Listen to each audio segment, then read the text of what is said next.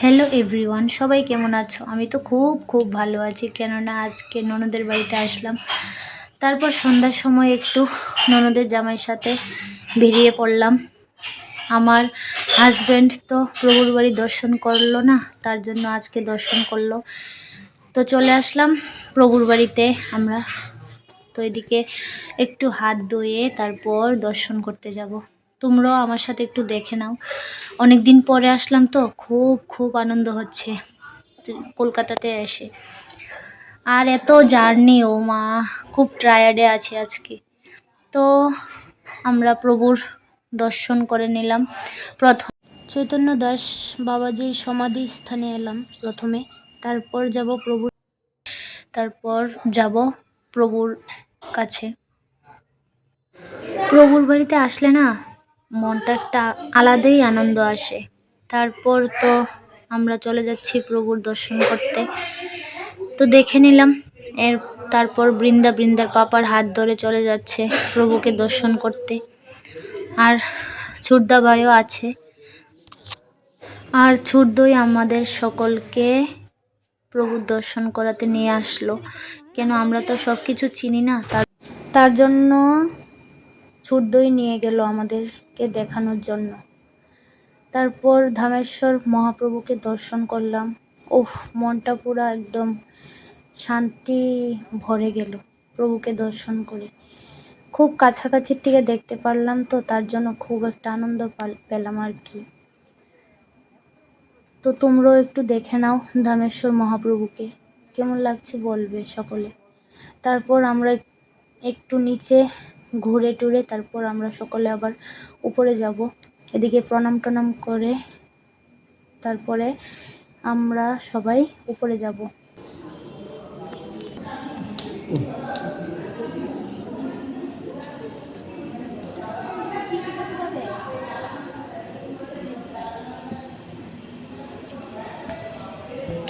তারপর এদিকে পদতুলসী পেলাম প্রভুর।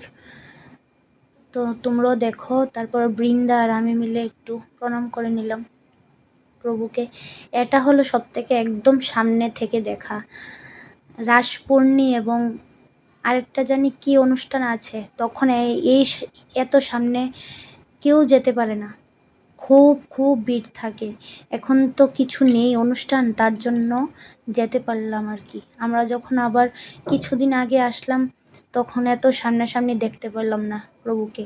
আজকে তো ভিড় নেই, তার জন্য একদম সামনাসামনি থেকে দেখতে পেলাম। তো তোমরাও একটু দেখো ধামেশ্বর মহাপ্রভু নবদ্বীপের কি সুন্দর।